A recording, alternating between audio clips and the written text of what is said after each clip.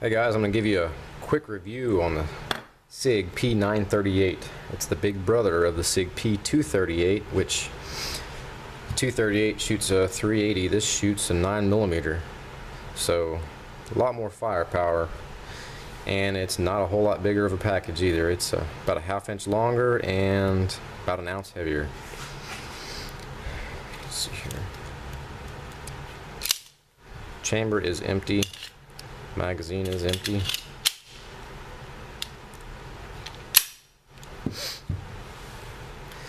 This particular one is the SAS version. I think there's about a half a dozen or more versions of this gun, and really the differences are mainly cosmetics. The SAS has a natural finish on the stainless steel slide instead of the black nitron coating like most of the other ones have. I think all the other ones are nitron coated except the SAS. And the SAS also is the only one that has the rounded corners on the slide, which is a major plus in my opinion, as far especially being a carry gun. And I think it looks way better after shooting and looking at this one a lot. You know, it's my gun, and then when I go and I see the other versions in the store, they just kind of look cheaper just because it's like the fit and finish isn't as good, which it's, in my opinion, essentially isn't as good since you got the rough edges. You'll see what I mean if you actually get a chance to look at some of them. But stainless steel slide, of course, we mentioned. Stainless steel barrel, aluminum frame, not a polymer frame like most of your compact guns are. Magazine is also stainless steel, 6+1. Finally found me a 7+7 round magazine. It's a Sig, Thinnick Sig magazine, and it has the pinky spur, which is kind of a must, you know, for comfort. If you're shooting the gun a lot, you might not be able to carry it with it in there, just depending on how you're trying to carry it.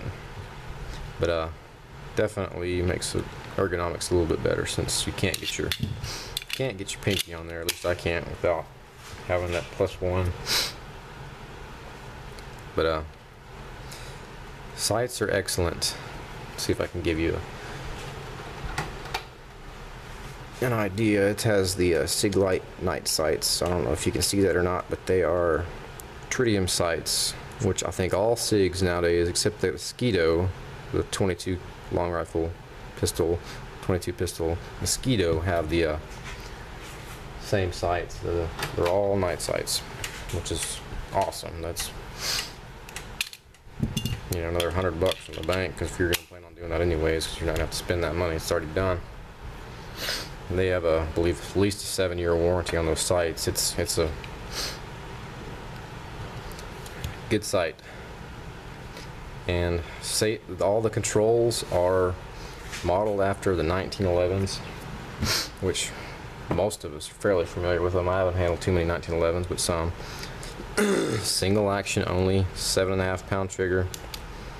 Safety just like a 1911. That's safe down fire, and then clean, little take up, short trigger, and also has a pretty good reset too, which most of them, Kel-Tec PF9s and Ruger LC9s, that are about this size and shape, night and day difference on the trigger. I got a PF9 right here just for comparison, about the same size, silhouette wise at least. PF9 and the Ruger LC9 will be just barely thinner, and I want to say just barely lighter since they're polymer frame. But other than that, there is no comparison between the two guns. Trigger on these style guns being a double action, it's a mile long, and it's kind of heavy.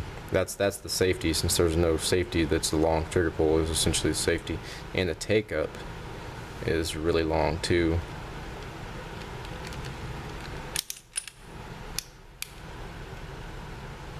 Take up's pretty long.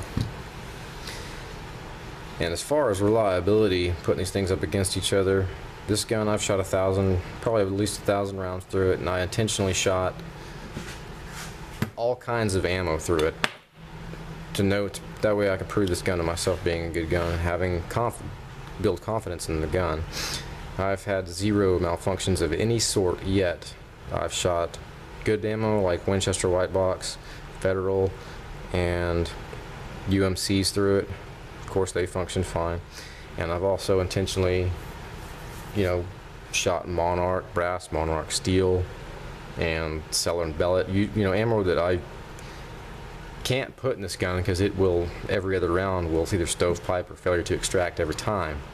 This gun will shoot them flawlessly. Does not care what you put in it. As long as it's 9mm, it's going to work, it seems like.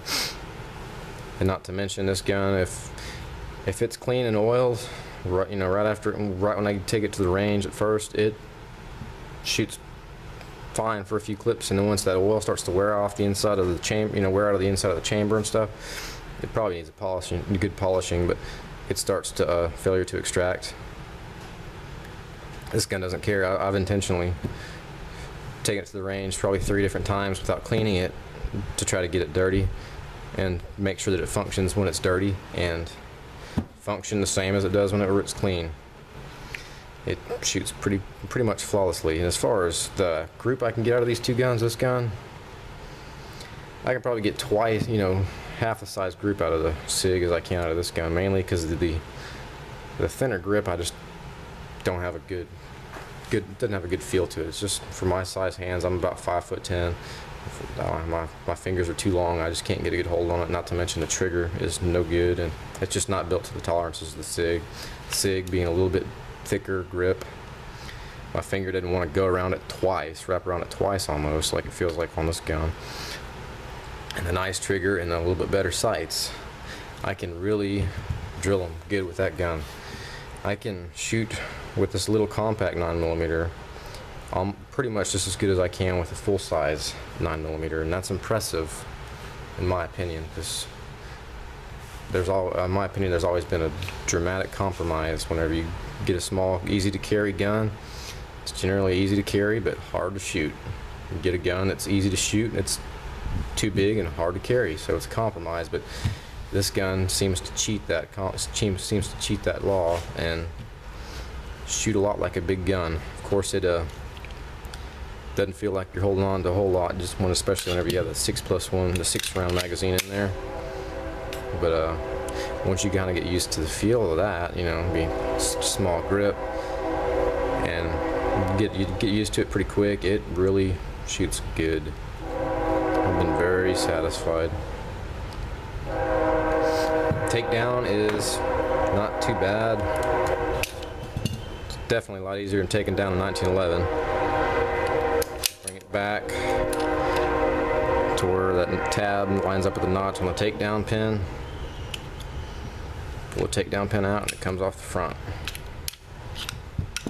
Hardest part, I'm not even going to mess with it right now because I don't want to deal with it, is the recoil spring.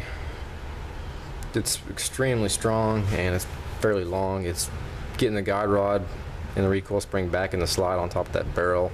That's the biggest chore as far as taking this gun down. And the only other little thing is you got to push the extractor or the ejector forward so the slide will clear it whenever you're taking it down there. Otherwise, if you're not paying attention, you bend the heck out of that little thing. Bring it back. Make sure that goes through the barrel like it's supposed to.